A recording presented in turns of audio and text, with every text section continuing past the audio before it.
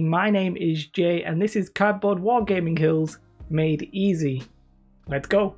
As we're making this hill out of cardboard, you're going to need quite a lot of corrugated cardboard. This is your standard stuff that you'll find in packaging material, so it should be pretty easy to get. The first thing I did was I traced on some cardboard approximately the size of the piece of terrain that I wanted, and then I simply cut this out. I cut this out with a Stanley knife before I realised scissors were a thing. Because this is the base of the terrain which everything is going to go on, we want it to be as sturdy as possible.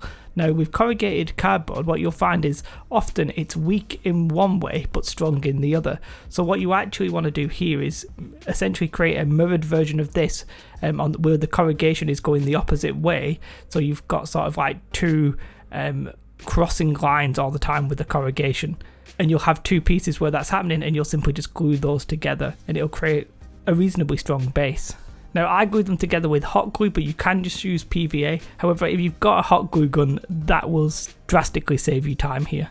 And then for the actual hill, again we're going to be using sheets of cardboard, but what I did was I took my base and I traced around that, and then essentially I just manually traced a line that was inside of that line, approximately maybe let's say like an inch inside, but just eyeball it, and that's actually going to be the start of the hill proper rather than the base. So once you've got your first layer of cardboard where your hill is going to start, you want to sort of designate a corner where it's actually going to be the rock face. Now the other side of that is going to be my slope. However, it's not going to be an actual slope. In this case, it's going to be like steps. So what you do once you've got your first layer, which in this case I'm going to call 1, and the base layer we'll call the base. Once you've got your layer 1, what we're going to do is essentially draw around that, and instead of having it be a perfect match and duplicating it up, we're going to sort of cut off a corner which is going to be the starts of the steps. And you do that for the second layer obviously, and you do that for the third layer. You can go as high as you want with this. I'm just going to do 3 layers. Now once I did my 3 layers of card, I actually realised that it wasn't very tall. So what I did instead of that was I duplicated each layer. So layer 1 I duplicated again. I tried to do it with the corrugation going the opposite way because obviously that increases the strength. You don't really need to do that, but just keep it in mind. And then I duplicated layer 2, and then I duplicated layer 3. So layer 1, 2 and 3 are essentially all the same, except in one side of it it's sort of getting a little bit smaller, and that's going to create like the step effect when we glue it all together. So if you have duplicated the layer, so you've got your first layer and then you've got another layer that's essentially the same exactly, you just want to glue those together, again hot glue or PVA. Then you do that with your second layer, glue them together, third layer, glue them together, and we're ready to go. And then everything just gets built up on the base. So we glue our first layer onto the base, then we glue the second layer onto the first layer, and then we glue the third layer onto the second layer. And each time it'll sort of create a little step effect going up to one of the corners where we're going to have our rock face. Now in theory you could just have like steps all the way up and not have a rock face, but I want to have a proper rock face on this piece of terrain. And then it's time, once everything is glued together, to bevel the edges of the base. Now we are going to cover this in filler, which I think for you Americans is either spackle or joint compound. I'll leave a link in the description. So once you then bevel the edges of the card, it's going to look a little bit ugly because you're going to show the corrugation, but don't worry, we are going to cover that. I also take this point to essentially try and create a bit of an interesting rock face. Instead of it being perfectly round, it's now time where you would try and create like jagged edges into your rock face. Now I actually didn't do as much as I would have wanted here, so later on whilst I'm actually applying the filler, I actually take a knife and do it then. Now would be the time to do it. So you bevel your base edges and you create a rock face as best you can. So once we've got our basic hill shape, we're going to use filler, as I mentioned. Now filler, I think you can get as like spackle in America, like the Dollar Tree store. I will try and put links in the description. Now the alternative to using filler would be to use like paper mache, basically some paper, even toilet tissue, and some PVA glue. However, that generally is prone to warping. Because this is cardboard, we want to avoid moisture. We want it to be as dry as possible. It's why I use the hot glue. So when you are coming to use the filler, it generally will smooth well with a bit of water. However, try not to put too much water on it because I'm trying to avoid moisture in the cardboard, because I don't want this whole thing to warp. I want it to be perfectly stable. but we're going to cover the whole thing in filler basically, especially with the rock face.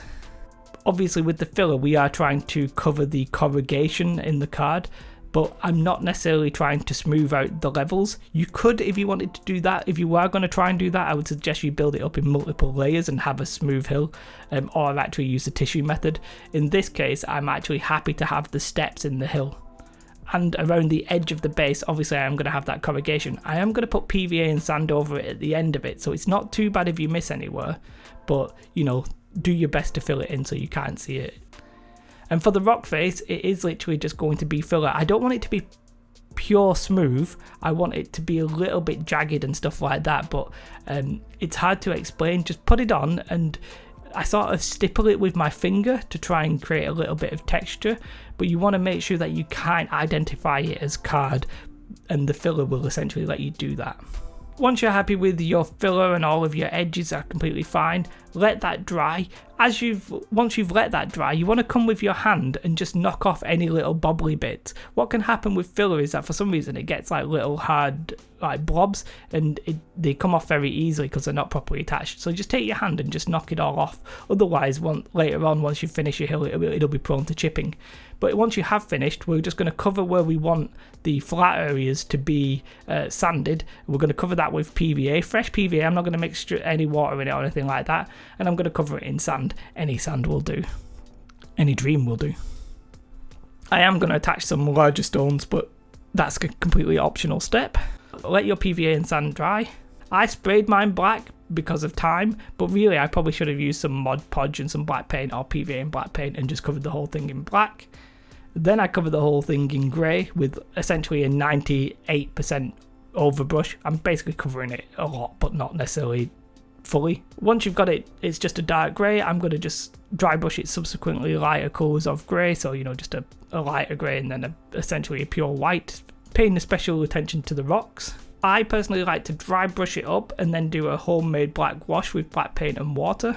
And then once that's dried, I will come back and dry brush it again with the original shade of grey and then a little bit lighter. I just feel like it adds a bit of depth to it. And really, I think that's starting to look pretty decent. Now you could just leave it like that and have it as a pure grey hill. However, I wanted to have some flock on this, so I just take some pure PVA again, put it in splotches on the bases and on the flat areas, and I flock it. Now I flock it with like a medium green, a light green and a dark green. Just, you know, use whatever flock you've got, whatever you're happy to use.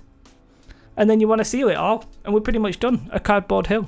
I think the hill, for what it is, looks pretty damn decent. I'm calling this the poorhammer hill. It's made out of cardboard, and then the ingredient that I think maybe Americans tend to have more problem with is the filler, which is actually, I think, for you guys called spackle, or I think maybe is it joint compound. Either way, I have some links in the description below. One of them is from like Amazon, where you can get like a tub of the stuff. If you do buy that, I would ask that you let me know and make sure that it's the right thing, because obviously I haven't bought that.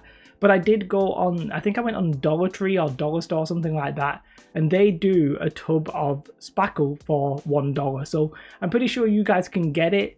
The main alternative to using spackle would be to use like tissue paper, essentially paper mache, but with either toilet roll or kitchen roll. If you do that though, I think you're more prone to warping, whereas this is pretty much damn straight, and that makes sense because we took extra steps to make sure that it wasn't going to warp. And I think when you look at this, you can't really tell what it's made of, and I think that's the key to making cheap materials actually look decent. So let me know your thoughts, any questions, anything like that. Do let me know in the description, in the comments. Obviously I try and reply to literally everybody and try and have a conversation, so do comment. If you like this video, press a like. If you're not subscribed to the channel, you're interested in wargaming stuff, then please do. Have a most beautiful day. Goodbye.